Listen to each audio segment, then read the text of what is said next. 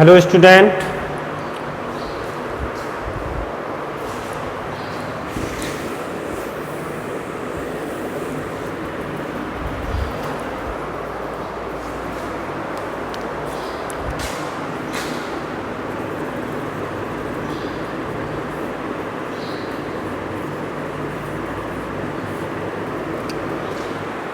कल जो पहला चैप्टर था आपका ख़त्म हो चुका था। ठीक, पहले चैप्टर में कुछ नहीं है, परिचय होता है। ठीक, इससे ज़्यादा क्वेश्चन नहीं बनते हैं। ठीक, जो दूसरा चैप्टर है इसमें थोड़ा कुछ चीज़ें हैं जो आपको जानने योग्य होती हैं। ठीक, तो एक मिनट रुको।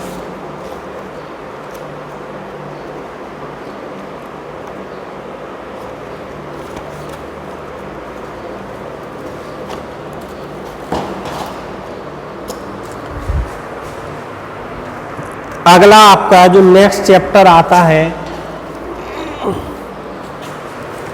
जीव जगत का वर्गीकरण।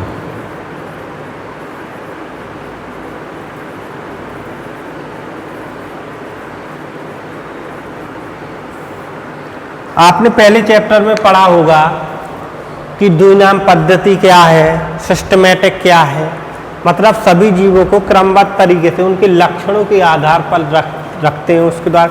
तो अब जो नेक्स्ट चैप्टर है उसमें पूरे चैप्टर में यही बताया गया है कि देखो पूरे संसार में ऑल वर्ल्ड में हमने आपको पहले ही बता दिया था 1.7 से 1.8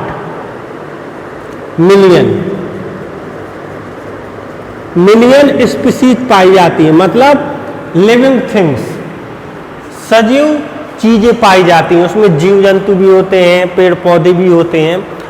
1.7 से 1.8 मिलियन जीव पाए जाते हैं। अब इनको किस वर्ग में और कैसे रखना है इस चैप्टर में हम पढ़ेंगे। ठीक, कौन कौन से जीवों को किस वर्ग में रखा गया है उनके लक्षणों के आधार पर, और किन जीवों को किस वर्ग में रखा गया उसके लक्षण के आधार पर। तो सबसे पहले हम ये पढ़ेंगे कि देखो बहुत से वैज्ञानिक थे जिन्होंने अपने अपने सुझाव दिए कि इन जीवों को इस वर्ग में रखा जाए, इन जीवों को इस वर्ग में रखा जाए। ठीक, तो एक एक क्रम से हम उन वैज्ञानिकों के मतों को समझेंगे। ठीक, तो सबसे पहले वैज्ञानिक थे अरस्तु। अरस्तु जो वैज्ञानिक थे इन्होंने अपनी थ्योरी दी इसके संबंध में कि जीवों का वर्गीकरण कैसे किया जाए, क्योंकि हमने अभी तक जितने भी जीव देखे होंगे उनमें से शायद ही हमने 2% जीव देखे होंगे, बाकी जो 98% जीव होंगे वो हमने देखे नहीं होंगे। ठीक, 98% के अभी मान के चलो शेर, बहुत ही कम लोगों ने शेर देखा होगा, बाकी फोटो पिक्चर में तो देखा होगा। ठीक, तो ऐसे लगभग 20% जीव ऐसे होते हैं जिनको हम जानते हैं, बाकी 80% जीव ऐसे हैं जिनको हमने देखा नहीं ना हम जानते हैं। इनकी सबसे ज्यादा स्पीशीज समुद्रों में पाई जाती है, नदियों में पाई जाती है, जिनको ऐसे ऐसे जीव जिनको हमने देखा भी नहीं होगा। ठीक, तो इतने सारे जीवों को, उनमें इंसान भी एक प्रकार का जीव है। ठीक, तो इतने सारे जीवों को रखने में कितनी कठिनाई आई हुई होगी। ठीक, लेकिन फिर भी उनको कुछ वैज्ञानिक ऐसे हुए उनको उन्होंने सही ढंग से रखा। ठीक, तो उसी के बारे में हम चर्चा करेंगे कि किन जीवों को किस वर्ग में रखा। तो सबसे पहले जो वैज्ञानिक थे अरस्तु, उन्होंने दिया था सर्वप्रथम वर्गीकरण पद्धति। नंबर 1, सर्वप्रथम वर्गीकरण पद्धति।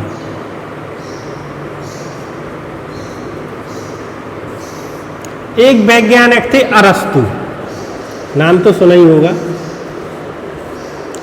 जीव विज्ञान का जनक माना जाता अरस्तु को। अब क्या कहेंगे, उन्होंने क्या कहा था, उन्होंने अपनी एक बुक लिखी और उस बुक का नाम दिया सर्वप्रथम वर्गीकरण पद्धति। मतलब उन्होंने सबसे पहले जीवों को वर्गीकरण करने की एक पद्धति दी थी। सिंपल सी पद्धति थी, ठीक। लेकिन उस समय जब उन्होंने दी थी, आज से कम से कम 300 साल पहले, तो तभी लोग क्या थे, इतने जागरूक नहीं थे। तो उस समय ये पद्धति थी, वो प्रचलित थी। लेकिन जैसे जैसे समय बीता, लोगों के दिमाग का विकास हुआ, लोगों के अंदर शिक्षा की बढ़ोतरी हुई, लोग शिक्षित होने लगे, तो उन्होंने सोचा ये तो बहुत सिंपल सी पद्धति है, ऐसे वर्गीकरण होता है कहीं, ठीक। तो उन्होंने अपने वर्गीकरण में क्या किया, उन्होंने अपने वर्गीकरण में सिर्फ जीव जंतु को दो भागों में बांटा। एक तो था जंतु, दूसरे था पौधे। एक था जंतु, दूसरे था पौधे। अब उन्होंने क्या किया, जंतु को दो भागों में बांट दिया। पहला क्या था, पौधा नीचे लिख देंगे। जंतुओं को उन्होंने दो भागों में बांटा कि वे जीव जिनमें लाल रक्त पाया जाता है,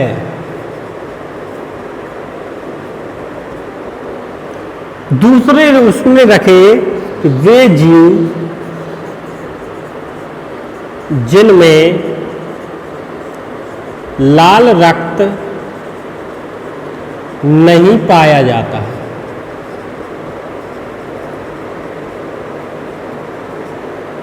ठीक, इसी प्रकार जब उन्होंने वर्गीकरण में जीवों को दो भागों में बांटा, एक तो था जंतु, दूसरा था पौधे।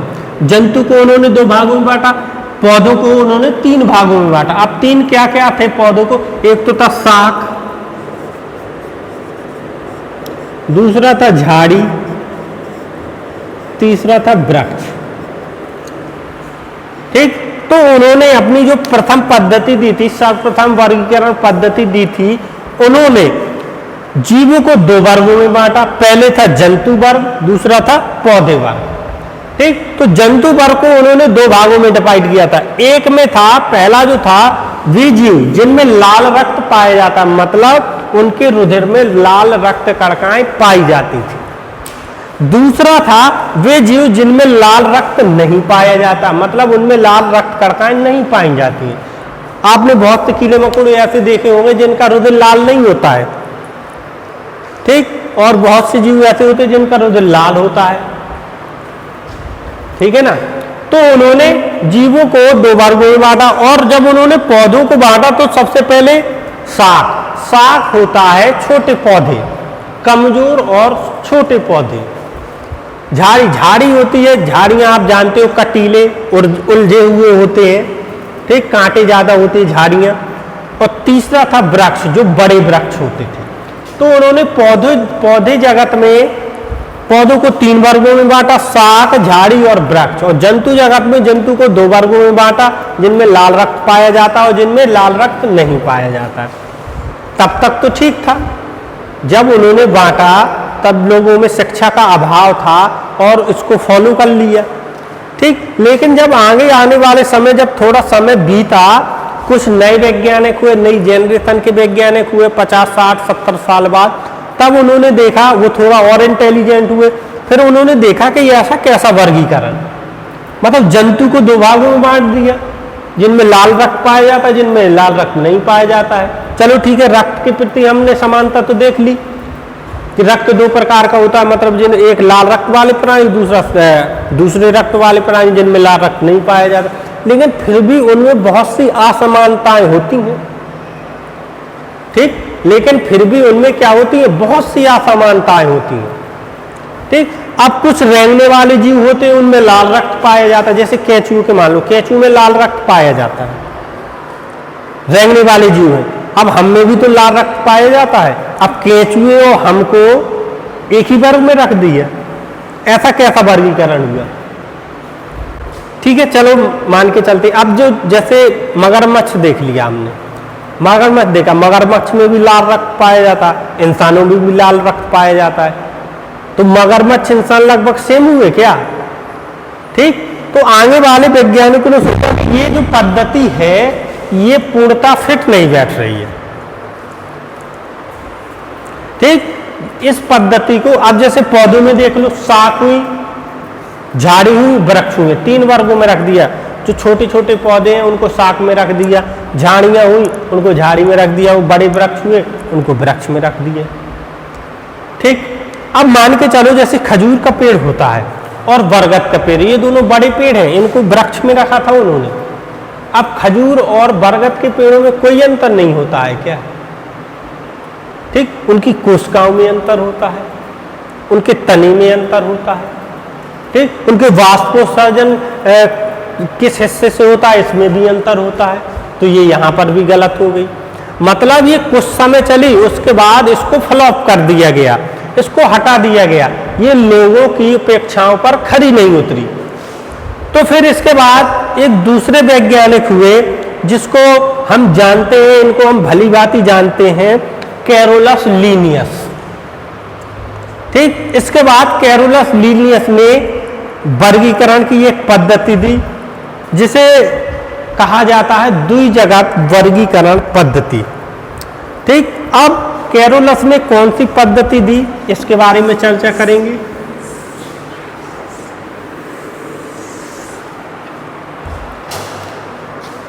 कैरोलस ने ली द्विजगत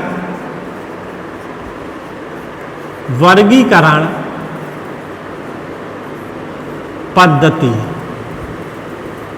देखो कैरोलस लीनियस, इन वैज्ञानिक का नाम कई बार आया है, कई टॉपिक में आया है। तो सबसे ज्यादा हमको इसी वैज्ञानिक का नाम याद रखना है, जैसे टैक्सॉन हो गया, द्विनाम पद्धति हो गई, ठीक, और सिस्टमैटिक हो गया, सभी में कैरोलस लीनियस का नाम आया है।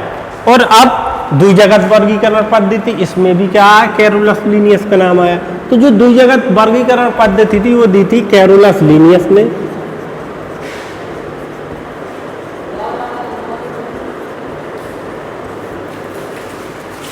ठीक, तो द्विजगत वर्गीकरण पद्धति दी थी कैरोलस लीनियस ने। कैरोलस लीनियस ने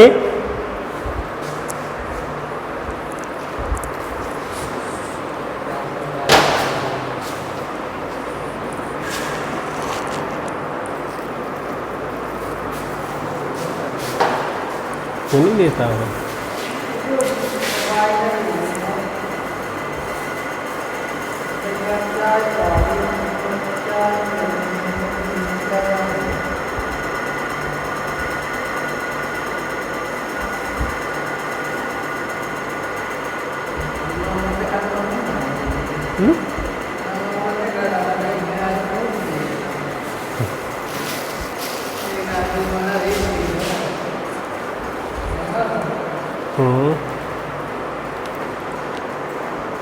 ठीक, तो जो कैरोलस लीनियस थे इन्होंने द्विजगत वर्गीकरण पद्धति थी। इन्होंने जीवों को सिर्फ ओनली 2 वर्गों में बांटा था। पहला था पादप जगत, दूसरा था जंतु जगत। ठीक, पहला पादप जगत, दूसरा था जंतु जगत। पादप जगत को कहते हैं प्लांट किंगडम,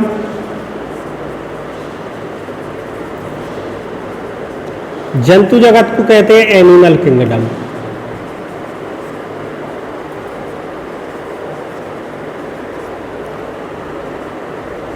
ठीक, तो कैरोलस लीनियस ने पूरे जंतु जगत को 2 वर्गों में बांटा। एक था जंतु जगत, दूसरा था पादप जगत। मतलब पेड़ पौधों को उन्होंने अलग वर्ग में रख दिया था और सभी जंतु, जितने जंतु थे उनको अलग वर्ग में रख दिया था। अब जो पादप जगत था, पादप जगत में उन्होंने जैसे पौधे, कवक, जीवाणु, मांस, लाइकेन, पौधे, कवक, जीवाणु, मांस, लाइकेन। ठीक, जो पादप जगत था उसमें उन्होंने सभी पौधे जितने पाए जाते, झाड़ियां, साग, वृक्ष, सब पादप जगत में रख दिए। उसके साथ साथ कवक, एक कवक आपने देखा होगा जिसको मोल्ड बोलते हैं। कवक, जैसे रोटियां आपकी रखी रहती हैं तो उन पे हरी हरी परत चढ़ जाती है, वो कवक की परत होती है।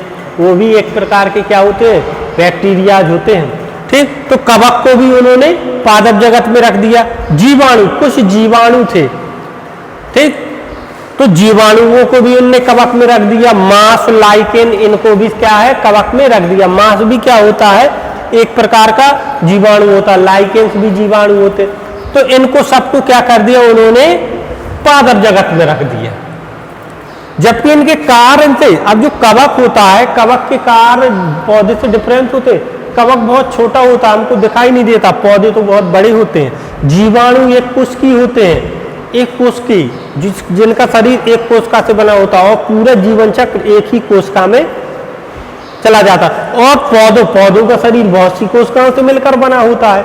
देखिए सिंपल सी बात है, एक कोशिकी और बहुकोशिकीय जीव क्या होते हैं, जो हमें नग्न आंखों से दिख जाएं वो बहुकोशिकीय जीव होते हैं, क्योंकि उनका शरीर लाखों करोड़ों कोशिकाओं से मिलकर बना होता है, इसलिए उनका शरीर बड़ा होता है। जैसे हम इंसान, हम दिखाई देते हैं, हमारा शरीर बड़ा होता है क्योंकि हमारा शरीर, जो स्किन, हाथ पैर होते हैं, लाखों करोड़ों कोशिकाओं से बने होते हैं मिलकर।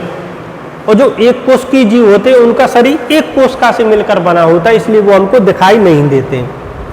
ठीक, तो उन्होंने क्या किया, सभी एक कोशिकीय जो जीव थे उनको भी पादप जगत में रख दिया। अब बात करते हैं जंतु जगत। जंतु जगत में उन्होंने, जैसे सभी जंतु हो गए, अमीबा हो गया और पैरामीशियम हो गया, और भी बहुत सारे जीव हैं, लेकिन लिखेंगे हम 2-3। ठीक, तो जो पृथ्वी पर 1.7 और 1.8 मिलियन जातियां पाई जाती हैं, कैरोलस लीनियस ने उनको 2 वर्गों में बांटा। एक तो था पादप जगत, दूसरा था जंतु जगत। पादप जगत में उन्होंने सभी पौधे रख दिए, कवक, जीवाणु, मांस, लाइकेन सब रख दिए, चाहे वो एक कोशिकीय हो चाहे वो बहुकोशिकीय हो, सब रख दिए। ठीक, और जंतु जगत में सभी जंतु जो बड़े हैं, बहुकोशिकीय है, अमीबा, पैरामीशियम, ये भी जंतु है, ये है एक कोशिकीय, सबको उन्होंने एक ग्रुप में रख दिया, बात खत्म। ठीक, तो आपको अब समझ में आ गया होगा कि इसमें में बहुत सी असमानताएं हैं। इसमें अब आपको समझ में आ गया होगा कि इसमें भी बहुत सी असमानताएं हैं, क्योंकि जंतु जैसे गाय, भैंस, बिल्ली, कुत्ता, इंसान, ये सभी बहुकोशिकीय है। अमीबा, पैरामीशियम ये एक कोशिकीय है। ये इतने छोटे, हम इतने बड़े, इनका पूरा जीवन चक्र एक ही कोशिका में पूर्ण हो जाता है, इनका जीवन चक्र कई कोशिकाओं से होकर गुजरता है। ऐसे कैसे एक वर्ग में रख दिया। इनके भोजन ग्रहण करने की जो कला होती है दूसरी होती है जंतु में। वो पहले भोजन को खाते हैं, निगलते हैं, फिर उसका अवशोषण होता है, उसका पाचन होता है, फिर उसका बहिक्षेपण होता है। इनमें क्या होता है, भोजन का क्या होता है, सीधे अवशोषित कर लिया जाता है। ठीक, प्रजनन की विधि जो अमीबा, पैरामीशियम है, इनमें अलग है, विखंडन, द्विखंडन, बहुखंडन द्वारा होती, और जंतु में प्रजनन की विधि क्या होती है, जनन द्वारा होती है। 2 विपरीत लिंगों की आवश्यकता होती है। कई सारी विभिन्नताएं देखने को मिलती थी। तो ये आगे चल के ये भी क्या हो गया, फ्लॉप हो गया। ये भी वर्गीकरण की ये पद्धति भी फ्लॉप होगी, रिजेक्ट कर दी गई। ठीक, अब एक नए वैज्ञानिक आए, R.H. विस्टेकर। ठीक, उन्होंने दिमाग लगाया और नई पीढ़ी के वैज्ञानिक थे, तो उन्होंने एक पद्धति दी, 5 जगत वर्गीकरण प्रणाली। 5 जगत वर्गीकरण प्रणाली।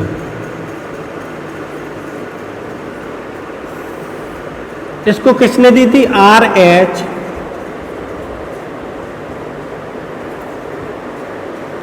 विस्टेकर। बहुत इंपोर्टेंट है। ठीक, R.H. विस्टेकर।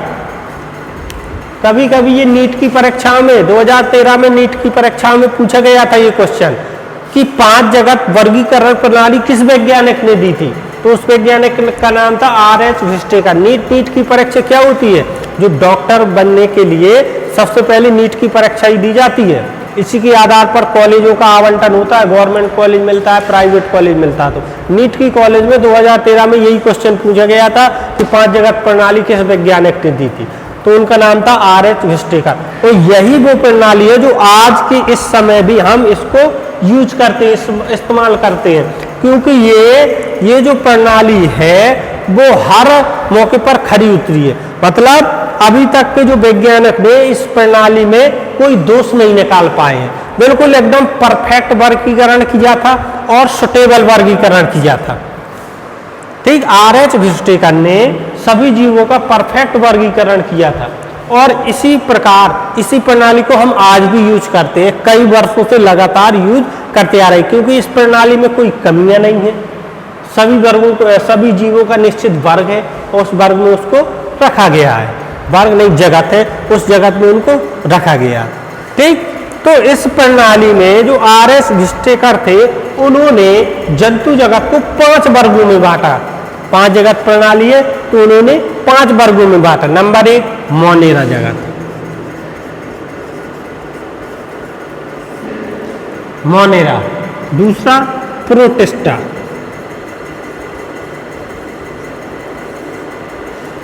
ठीक। तीसरा कवक, चौथा पादप, पांचवा जंतु। इसके आगे जगत लगा देना, नहीं लगाना तो नहीं।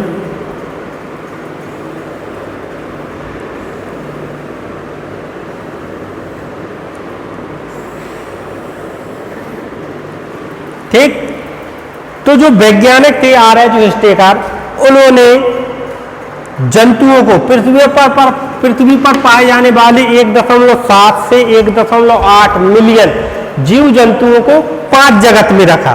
पहले जगत का नाम है मोनेरा जगत, दूसरे जगत का नाम है प्रोटिस्टा जगत, तीसरे जगत का नाम है कवक जगत, चौथे जगत का नाम है पादप जगत और 5वें जगत का नाम है जंतु जगत। ठीक, तो इस प्रकार उन्होंने सभी जीव जंतुओं को 5 वर्गों में बांटा। ठीक, अब क्या किया उन्होंने, देखो हम सभी जितने भी जीव पाए जाते हैं 1.7 से 1.8 जीव, इन जीवों में, सभी जीवों में सिर्फ 2 ही प्रकार की कोशिकाएं पाई जाती हैं।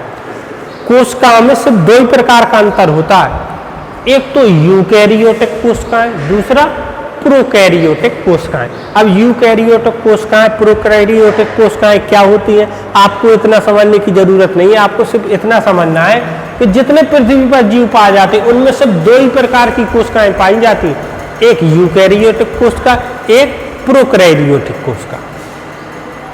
ठीक, अब इनमें अंतर या डिफरेंट आपको 9-10 में पढ़ने को मिल गया होगा।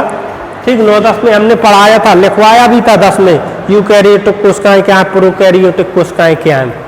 ठीक, तो इनमें अगर सूक्ष्मदर्शी से देखा जाए तो यूकैरियोटिक और प्रोकैरियोटिक में हम आसानी से भेद कर सकते हैं।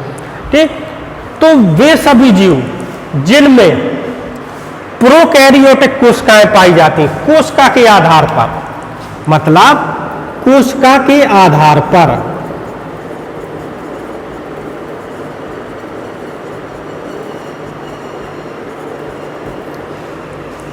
अब 5 जगत कर दिया। अब 5 जगत में क्या किया, सभी स्पीसीज जितनी भी जातियां हैं उनमें सबसे पहले कोशिका देखी गई कि इनमें कोशिका कौन सी पाई जाती है, यूकैरियोटिक कोशिका की प्रोकैरियोटिक कोशिका।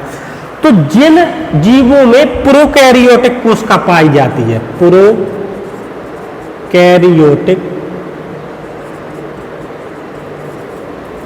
कोशिका, तो जिन जीवों में प्रोकैरियोटिक कोशिका पाई जाती है उन सभी जीवों को उन्होंने मोनेरा जगत में रख दिया। ठीक, मतलब 1.7 से 1.8 मिलियन जीवों में से जिनमें प्रोकैरियोटिक कोशिका पाई जाती है उनको मोनेरा जगत में रख दिया। अब हमको कुछ नहीं करना है, सिर्फ देखना है जीव को, और उसमें हमको प्रोकैरियोटिक कोशिका दिख गई तो हमको सीधे कह देना है कि ये जीव मोनेरा जगत में रखा गया। बाकी जितने में प्रोकैरियोटिक कोशिका है उनको हमने इसमें रख दिया। अब बाकी बचे कौन, जिनमें यूकैरियोटिक कोशिका है, तो इन सभी में क्या यूकैरियोटिक कोशिका रखी गई, तो सब में क्या कर देंगे यूकैरियोटिक कोशिका।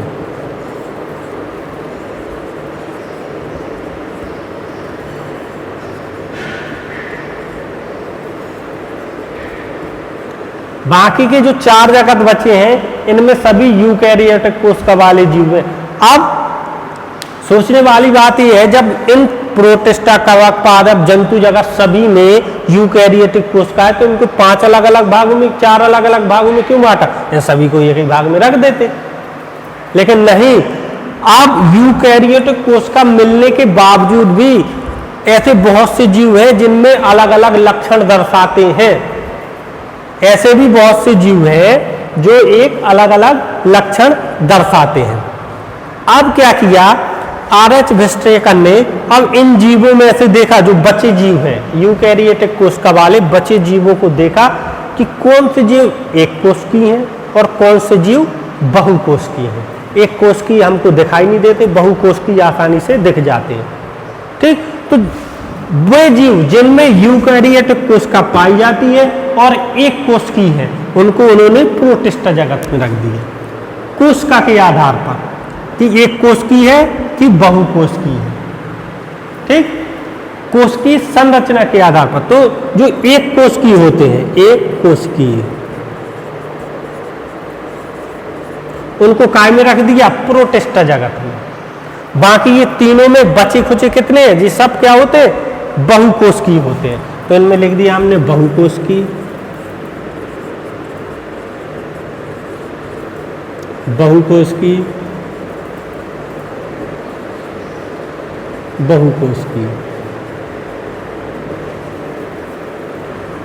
ठीक, अब जो जिसमें यूकैरियोटिक कोशिका पाई जाती है और एक कोशिकीय है, उनको काय में रख दिया? प्रोटिस्टा जगत में रख दिया। बाकी अब 3 जगत है, इनमें यूकैरियोटिक कोशिका पाई जाती है और बहुकोशिकीय होते हैं। ये भी यूकैरियोटिक कोशिका वाले हैं, बहुकोशिकीय हैं। ये भी यूकैरियोटिक कोशिका वाले और बहुकोशिकीय हैं। तो इनको अलग अलग वर्गों में क्यों नहीं रखा? आप इनको एक साथ रख देते। फिर भी बहुत सारे जीव होते हैं जिनमें ये 2 यूकैरियोटिक कोशिका और बहुकोशिकीय होते हैं, फिर भी उनमें बहुत सी असमानता पाई जाती है। अब उन्होंने दूसरा लक्षण क्या लिया कि अब इनमें से बहुत से जीव ऐसे होते हैं जो स्वपोषी होते हैं, अपना भोजन स्वयं बनाते हैं, और बहुत से जीव ऐसे होते हैं जो परपोषी होते हैं, जो अपना भोजन दूसरों से प्राप्त करते हैं। तो स्वपोषी क्या होते हैं? पादप। पादप क्या होते हैं? वे अपना भोजन कहाँ से बनाते हैं? स्वयं बनाते हैं, वो दूसरों पर आश्रित नहीं रहते। तो जो पादप जगत है स्वपोषी होते हैं। तो जो स्वपोषी जीव होते हैं उनको सभी को हमने पादप जगत में रख दिया। बाकी 2 बचे, ये क्या होते हैं? परपोषी होते हैं।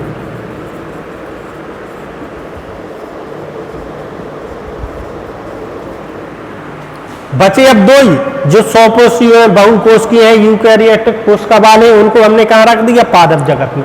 अब बचे 2 जगत, इनमें और 2 प्रकार के जीवों को फिट करना बाकी है। अब उन्होंने क्या किया कि जो यूकैरियोटिक कोशिका वाले हैं, बहुकोशिकीय हैं और परपोषी हैं, लेकिन भोजन को अवशोषित करते हैं, मतलब चूसते हैं, और दूसरे बचे भोजन का अंतर्ग्रहण करते हैं, मतलब खाते हैं, फिर पचाते हैं और फिर उनका बहिक्षेपण करते हैं। सिर्फ 2 ही प्रकार के जीव बचे थे, वे जीव जो भोजन को चूसते हैं और वो जीव जो भोजन का अंतर्ग्रहण करते हैं। ठीक, तो आप जो भोजन का अवशोषण करते हैं, अवशोषण करते हैं, उसको रख दिया उन्होंने काय में? कवक जगत में। और जो भोजन का क्या करते हैं? अंतर्ग्रहण करते हैं, उनको रख दिया काय में? जंतु जगत में। अब ये जो 5 जगत प्रणाली है वो पूर्णतः परफेक्ट हो गई। अब कैसे? अब देखो, अगर आपको कोई जीव दे दिया जाए और आपको सूक्ष्मदर्शी दे दिया जाए, ठीक, कि देखकर बताओ इस जीव को किस वर्ग में, किस जगत में रखा गया है। ठीक, तो आपने उस जीव को देखा और देखने पर मालूम चला कि उसमें प्रोकैरियोटिक कोशिका है, प्रोकैरियोटिक कोशिका। तो आपको कुछ नहीं करना है, सीधा सीधा प्रोकैरियोटिक कोशिका है, उसको रखा मोनेरा जगत में। दूसरा जीव दिया है आपको, उसमें आपने देखा उसमें यूकैरियोटिक कोशिका है और एक कोशिकीय है, मतलब नग्न आंखों से हमको दिखाई नहीं देता, उसको सूक्ष्मदर्शी से हम देख सकते हैं। मतलब यूकैरियोटिक कोशिका और एक कोशिकीय है, सीधा हमने कह दिया उसको प्रोटिस्टा जगत में रख दिया। दूसरा जीव दिया है आपको, आपने देखा उसकी कोशिका यूकैरियोटिक कोशिका है और बहुकोशिकीय है, बड़ा है, सूक्ष्मदर्शी के बिना भी देख सकता है। परपोषीय है, मतलब अपना भोजन दूसरों से प्राप्त करता है और उस भोजन को अवशोषित करता है, मतलब खाता नहीं है, चूसता है, ऐसा जीव है। तो सीधा कह देंगे उसको कवक जगत में रखा गया है, मतलब भोजन को खाता नहीं है, चूसता है। परपोषीय है, दूसरी चीजों से भोजन प्राप्त करता है, ठीक, बहुकोशिकीय है और यूकैरियोटिक कोशिका वाला, सीधा कह देंगे हम कवक जगत में रखा है। अगर इतने लक्षण हमको मिले, फिर आपको दूसरा जीव दिया, आपने देखा यूकैरियोटिक कोशिका है, बहुकोशिकीय है, बड़ा है, स्वकोशीय है, अपना भोजन स्वयं बनाता है ये जीव, सीधा उसको पादप जगत में रख दिए।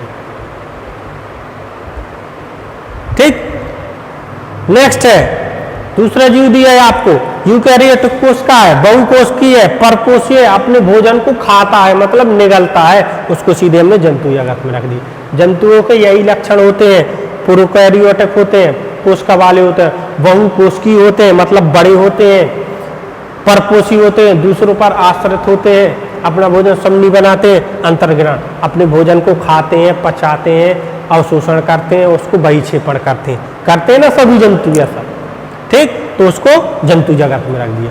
तो इस प्रकार से आपकी 5 जगत प्रणाली में जीव जंतुओं का वर्गीकरण किया गया है RH दृष्टिका द्वारा। तो ये सबसे मॉडर्न पद्धति है जिसको आज भी हम फॉलो करते हैं, आज भी यूज करते हैं, इसी आधार पर हम जीवों का अध्ययन करते हैं। तो ये सबसे मॉडर्न और परफेक्ट पद्धति है। इसका अभी चार्ट बनाना बाकी, चार्ट हम कल बताएंगे आपकी अगली वीडियो में, इसी के आधार पर वो चार्ट बनाया जाएगा, ठीक। तो चार्ट बनाएंगे कल, आज की वीडियो में इतना ही, लिखने का मैटर हम आपको सेंड कर देंगे, ठीक। धन्यवाद।